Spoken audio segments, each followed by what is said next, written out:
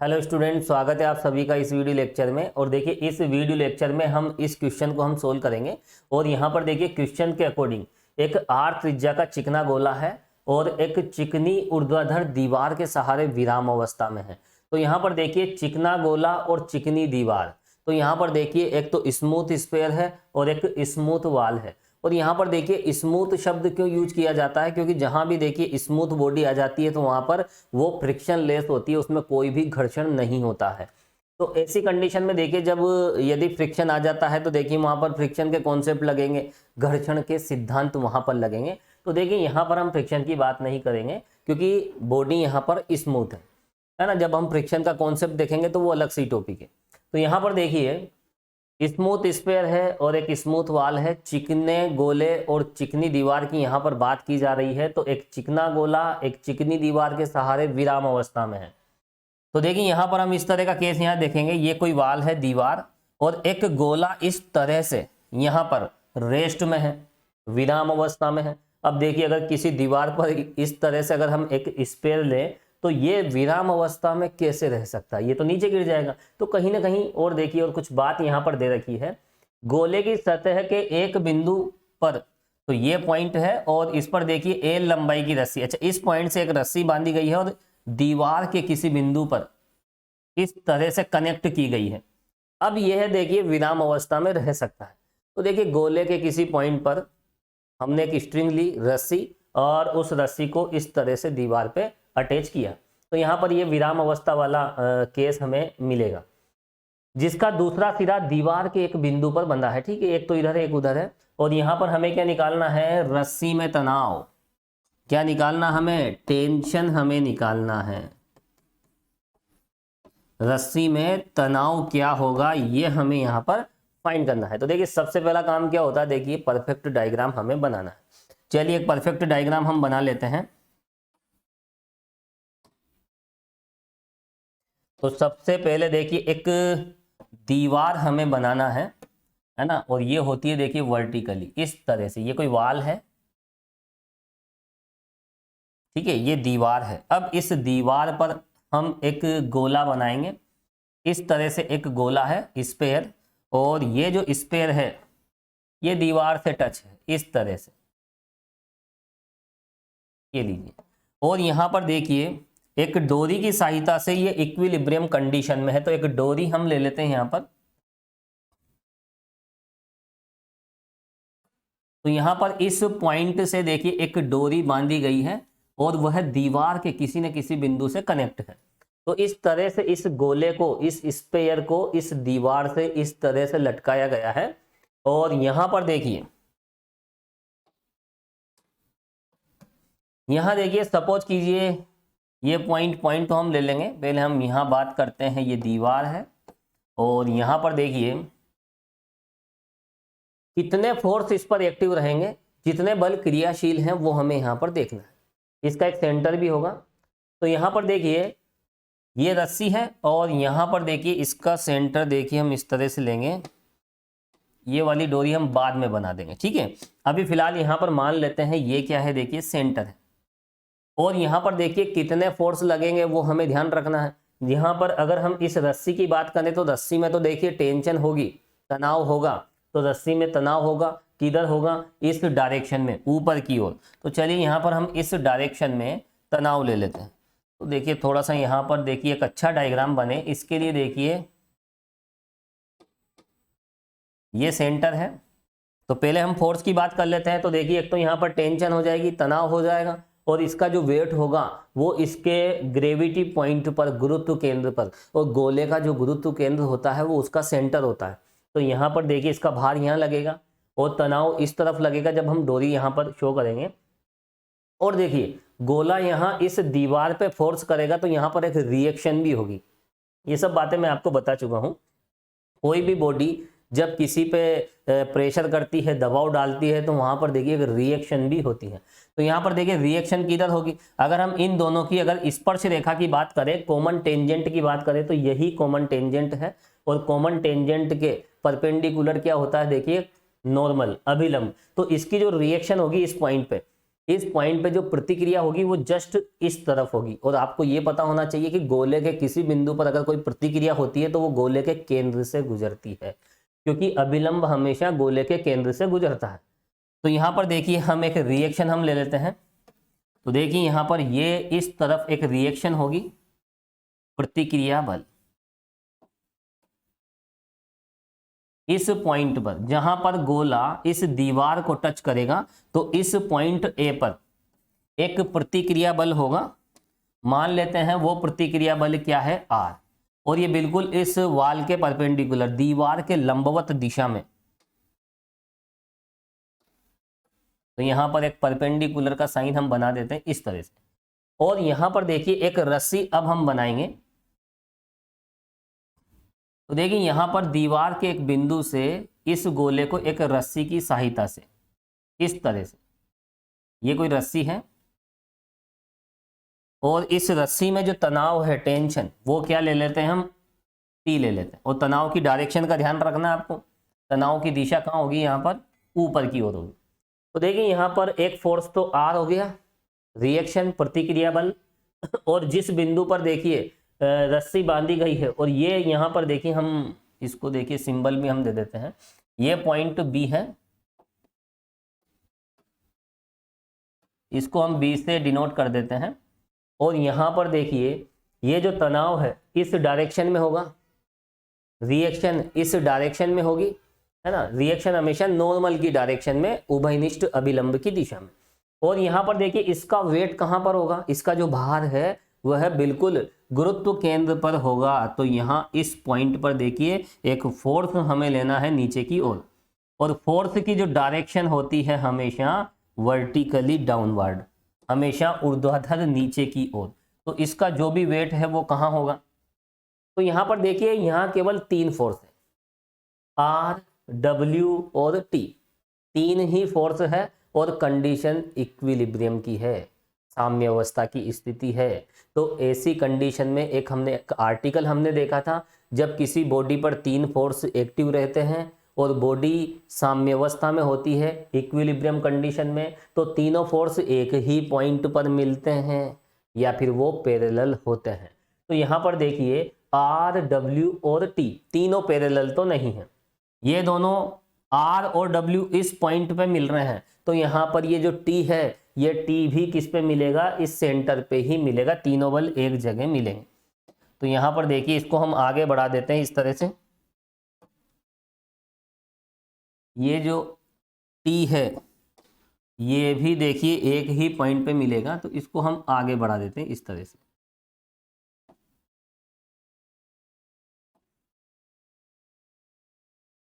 थोड़ा सा देखिए डायग्राम यहाँ पर, एक अच्छा डायग्राम आपको बनाना है तो इस तरह से देखिए, मैं यहाँ पर इसको हमने आगे बढ़ा दिया और अच्छा बना दें। देखो ये लीजिए, काफ़ी स्मूथ सरफेस होती है देखिए डिजिटल बोर्ड की, तो बड़ी दिक्कत आती है यहाँ पर बनाने में, फिर भी देखिए बना देते हैं हम, प्रयास कर लेते हैं। ये लीजिए, प्रयास करने से सफलता जरूर मिलती है, ये लीजिए, ठीक है। तो यहाँ पर देखिए जो टेंशन थी उसकी जो लाइन ऑफ एक्शन है, तनाव की क्रिया रेखा भी कहाँ से गुजरेगी, इस सेंटर से गुजरेगी, ये है गोले का केंद्र। देखिए इस तरह के जितने भी प्रश्न हैं तो वहां पर सबसे पहले एक परफेक्ट डायग्राम आपको बनाना है, उसके बाद कितने फोर्स एक्टिव हैं, कितने बल क्रियाशील हैं, वो आपको देखना है। सभी बलों की दिशाएं, डायरेक्शन का ध्यान रखना है ना। तो बल तो नीचे होता है, बल क्या, ये वेट, वेट हमेशा नीचे होता है, प्रतिक्रिया हमेशा अभिलंब की ओर होती है, और आपको मैं सब बता चुका हूँ, ठीक है, कि कोई भी गोला जब दीवार से टच करेगा तो अभिलंब की दिशा में रिएक्शन होगी, प्रतिक्रिया जो उसके सेंटर से गुजरेगी। ये दोनों बल यहाँ ओ से गुजर रहे हैं, तो ये तीसरा बल भी यहीं से गुजरेगा, थ्योरम है, ठीक है, बता रखा है। अब यहाँ पर देखिए हमें प्रूफ क्या करना है, हमें बताना है कि रस्सी में तनाव ज्ञात करना है, टी, टी की वैल्यू हमें निकालनी है, टेंशन। चलिए 2-3 बातें हम इसके बारे में लिखेंगे, लिखें आप।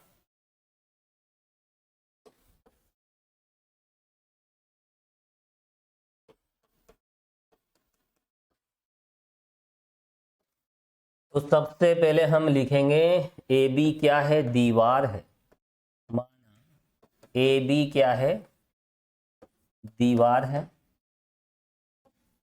तथा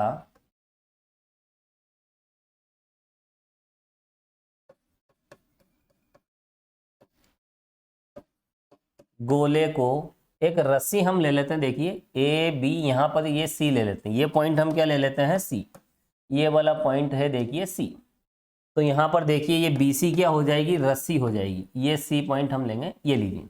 तो बी सी क्या है, डोरी है ना। गोले को रस्सी बी सी के द्वारा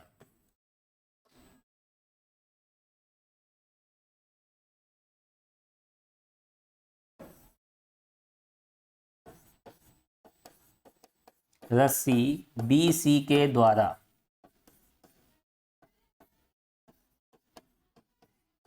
चित्रानुसार दीवार के बिंदु, दीवार का कौन सा बिंदु है, दीवार के बिंदु बी पर लटकाया गया है।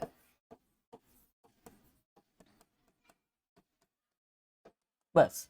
तो देखिए जो भी डायग्राम हम बनाते हैं तो 2-3 बातें आप लिख दें। अब यहाँ पर देखिए इक्विलिब्रियम कंडीशन है और इस इक्विलिब्रियम कंडीशन में कितने फोर्स यहाँ पर एक्टिव है वो लिखना है, ठीक है। तो सबसे पहले डायग्राम बनाना है, उसके बाद 2-3 बातें आपको लिखनी है, उसके बाद जितने भी फोर्स हैं उनको यहाँ पर आपको एक्सप्लेन करना होगा और उसके बाद देखिए हम रूल अप्लाई करेंगे।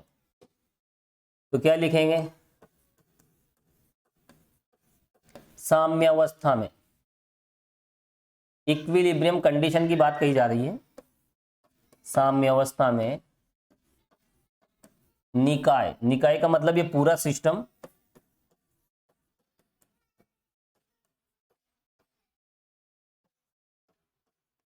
निम्न बल क्रियाशील है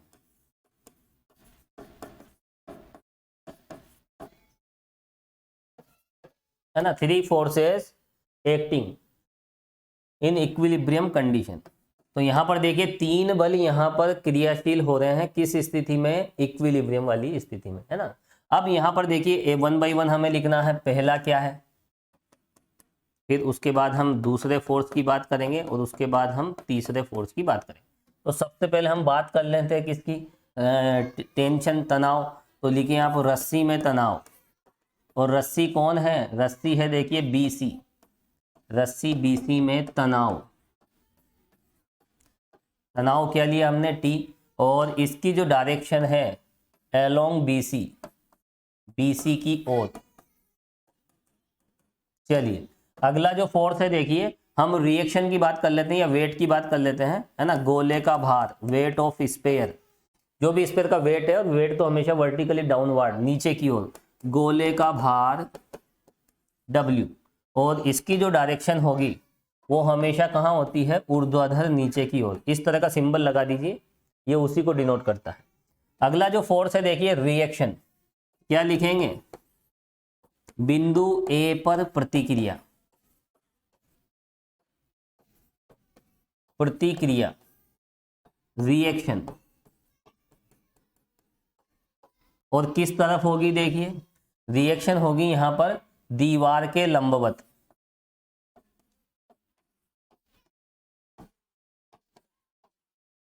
ये लीजिए।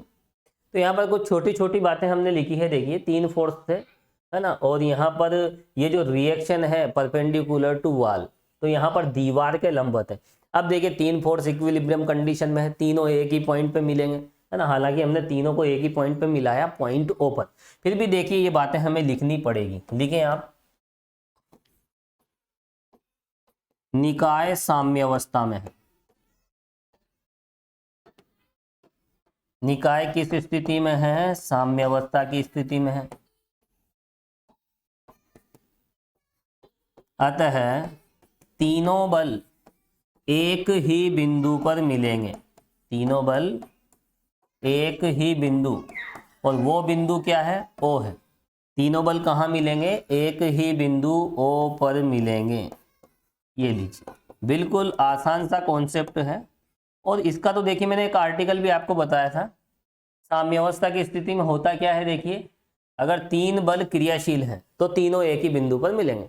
तो देखिए डायग्राम बनाना है, डायग्राम के बारे में जो भी आप इस तरह से जो भी कंडीशन है 2-3 लाइन एक्सप्लेन करना है, उसके बाद जो भी फोर्स हैं वो आपको बताना है। और देखिए 3 फोर्स अगर एक्टिव हैं तो वो एक ही पॉइंट पर मिलेंगे, ठीक है। 2 फोर्स की डायरेक्शन तो आपको पता है, यहाँ पर रिएक्शन दीवार के लंबवत होगी और यहाँ पर जो इसका वेट है वो नीचे की ओर होगा। तो दो बल तो यहाँ पर मिल रहे हैं ओ पर, तो तीसरा बल भी कहाँ मिलेगा, यहीं पर मिलेगा।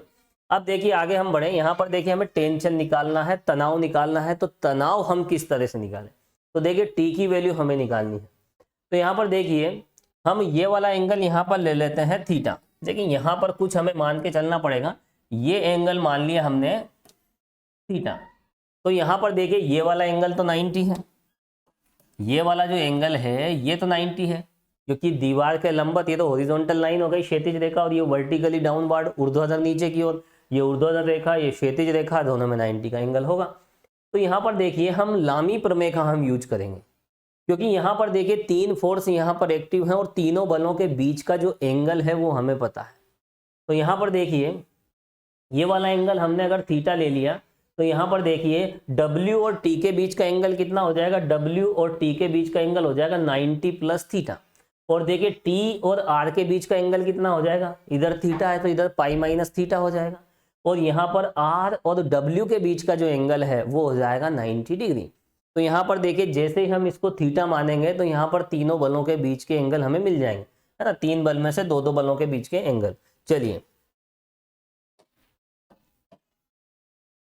तो यहां पर हम लिख लेते हैं, यदि angle of A O B, देखिए मेन कैलकुलेशन यहां से स्टार्ट हो रही है।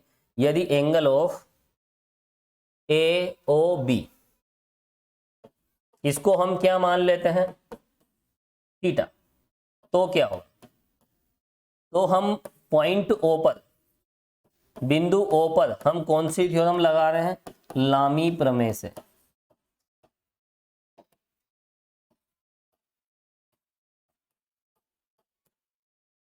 है ना, तो यहाँ पर हम लामी प्रमेय अप्लाई कर रहे हैं किस पॉइंट पर, इस पॉइंट ओ पर, जिस पॉइंट पर तीन बल लगते हैं, है ना, ये एक बिंदु है, इस पर तीन बल यहाँ पर एक्टिव हैं, तीन बल क्रियाशील है। और किसी बिंदु पर जब तीन बल क्रियाशील होते हैं और निकाय इक्विलिब्रियम में होती है, साम्यावस्था की स्थिति में, तो ऐसी कंडीशन में हम लामी थ्योरम का यूज करते हैं, कर सकते हैं, है ना।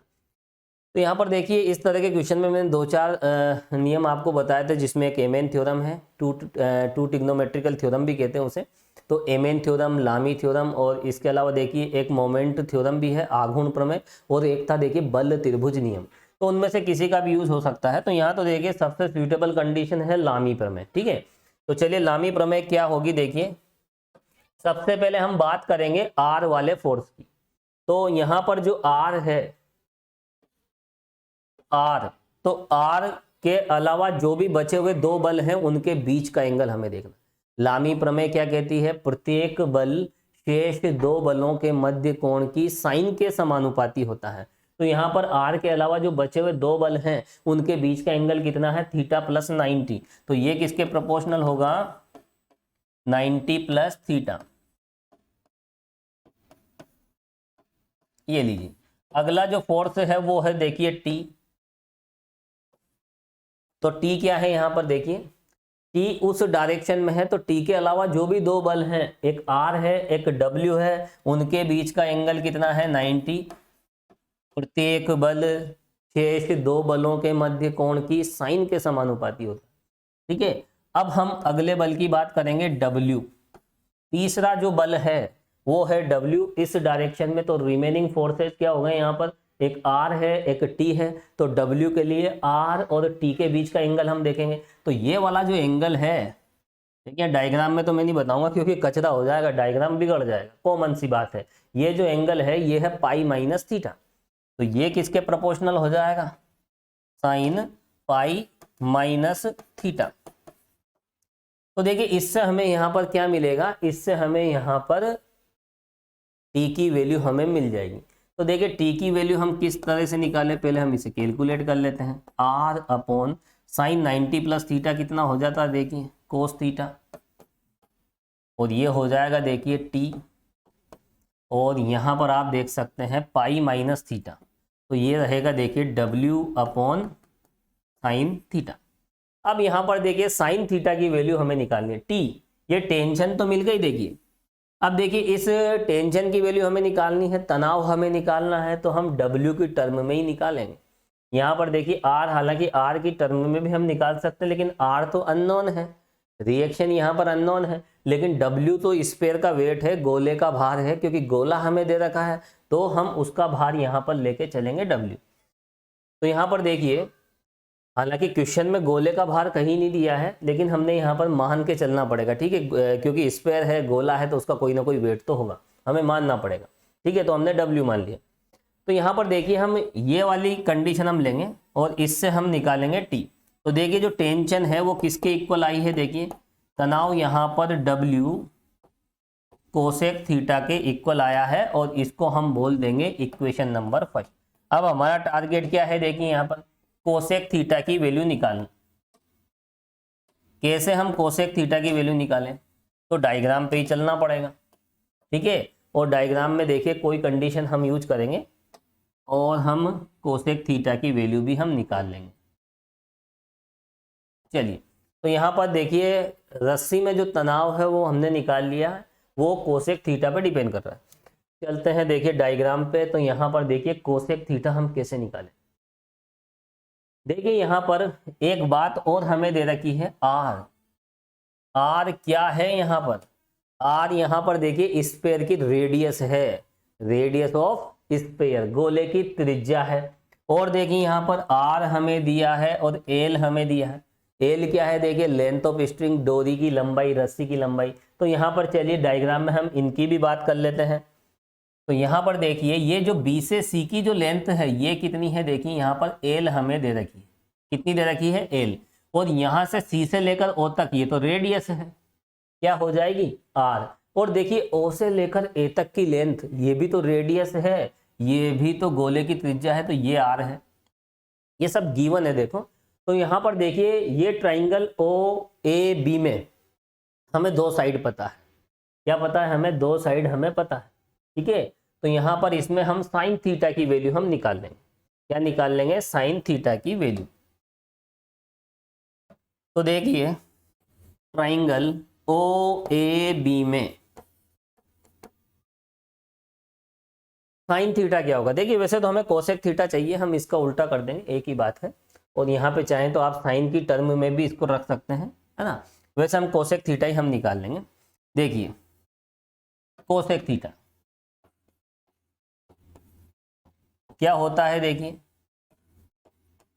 कर्ण बटा लंब, है ना, हाइपोटेनियस अपॉन परपेंडिकुलर।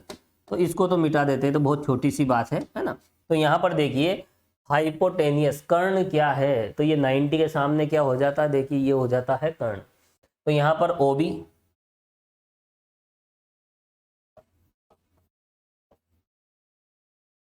और यहाँ पर देखिए परपेंडिकुलर लंब क्या है, देखिए थीटा, थीटा ये वाला है, तो इसके सामने ए बी, ये लीजिए। तो यहाँ पर देखिए कोसेक थीटा कितना होगा, देखिए सिंपल सी ट्रिग्नोमेट्री है 10th लेवल की, O B upon A B, ठीक है। साइन थीटा लंब बटा कर्ण होता है ना। तो यहाँ पर साइन थीटा की बात करें तो लंब थीटा के सामने ए बी, और A B upon O B, cosec है उल्टा कर देंगे, है ना, O B upon A B कर देंगे। अब देखिए ओ से बी की लेंथ कितनी है, डायग्राम को देखें, ओ से लेकर बी की जो लेंथ है वो है एल प्लस आर। कितनी है, एल प्लस आर। और चलिए यहाँ पर ये तो हम लिख लेंगे, ओ बी की लेंथ तो हम यहाँ पर चलो लिख ही लेते हैं, कितनी है, एल प्लस आर, ठीक है। यहाँ से यहाँ तक की लेंथ तो आर हो गई, और ये हो गई डोरी की लंबाई, ठीक है। तो ये हो जाएगी एल प्लस आर। अब देखिए यहाँ पर हमें किसकी वैल्यू निकालनी है, ए से बी की लेंथ। तो देखिए ए बी की लेंथ निकालने के लिए पाइथागोरस थ्योरम का हम यूज करेंगे, है ना। और पाइथागोरस थ्योरम के अकॉर्डिंग देखिए ये तो हाइपोटेनियस है, तो इसका स्क्वायर माइनस इसका स्क्वायर। तो पाइथागोरस थ्योरम से देखिए यहाँ पर ए बी क्या हो जाएगा, under root O B square और ओ ए स्क्वायर। तो क्या हो जाएगा, देखिए under root O B square minus O A square, ठीक है। कर्ण का स्क्वायर माइनस आधार का square, O B minus O A square. तो ये हो जाएगा ए बी की वैल्यू, है ना। सिंपल सी ट्रिग्नोमेट्री थ्योरम है ना, राइट ट्राइंगल समकोण त्रिभुज वाली। यहाँ पर देखिए एल प्लस आर अपॉन, अब देखिए यहाँ पर O B square, O B square कितना है, ओ बी, ओ से बी की लेंथ देखिए L plus R, O B कितना है, एल प्लस आर का होल स्क्वायर। माइनस ओ से ए की जो लेंथ है, देखिए ओ से ए की लेंथ, चलते हैं डायग्राम पे, ओ से ए की लेंथ आर है, ये लीजिए आर स्क्वायर। चलिए यहीं पर हम कुछ स्पेस मैनेज कर लेते हैं और यहीं पर देखिए इसको हम सोल्व कर लेंगे, है ना। पर्याप्त यहाँ पर स्पेस हमने बना लिया है।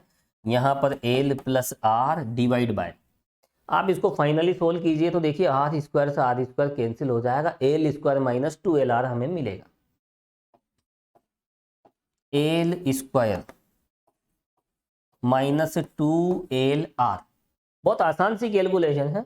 अच्छा, एल स्क्वायर प्लस 2LR मिलेगा, ये लीजिए प्लस में मिलेगा। आप चाहे तो यहाँ पर एल कॉमन भी ले सकते हो, लेकिन रहने दीजिए, बहुत है ना, इतनी कैलकुलेशन सफिशिएंट है। तो देखिए यहाँ पर कोसेक थीटा की वैल्यू हमने निकाल ली है, ये वैल्यू यहाँ पुट करेंगे, फाइनल टेंशन हमें मिल जाएगी। तो लिखें आप कोसेक थीटा का यह मान कहाँ रखेंगे, 1 में रखने पर जो t होगा, t का मान क्या होगा, देखिए रखने पर t इक्वल, देखिए t क्या था, w कोसेक थीटा, तो यहां पर देखिए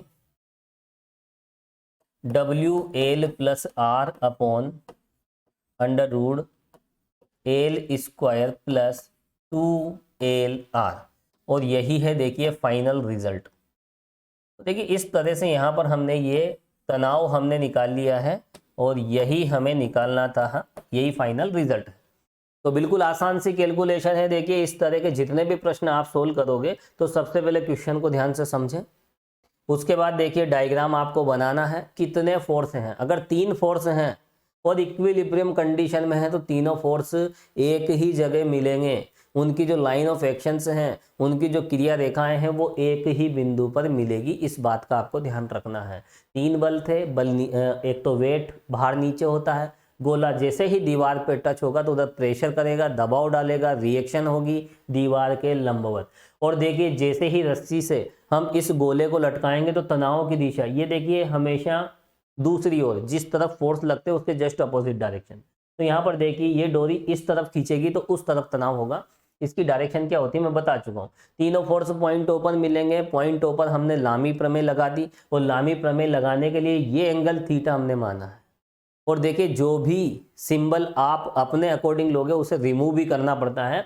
यहाँ पर देखिए थीटा जो भी सिंबल है ये हमने लिया है और थीटा यहाँ लिया है, तो लास्ट में थीटा को हटाना भी पड़ेगा, क्योंकि ये वाला सिंबल, ये जो पैरामीटर है ये देखिए क्वेश्चन में नहीं दिया, ठीक है।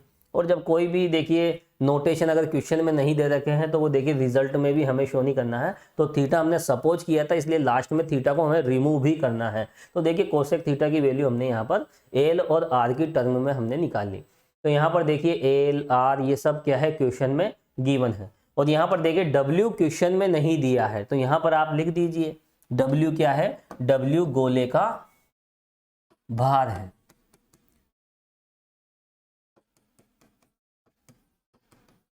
ये लीजिए, है ना, W is weight of sphere, W यहाँ गोले का क्या है, वेट है।